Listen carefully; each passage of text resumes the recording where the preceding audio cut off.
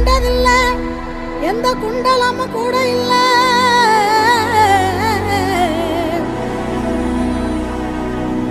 வாள் தூக்கி நின்னா பாரு, வந்து சண்டை போட்ட எவனும் இல்ல. வாள் தூக்கி நின்னா பாரு, வந்து சண்டை போட்ட எவனும் இல்ல.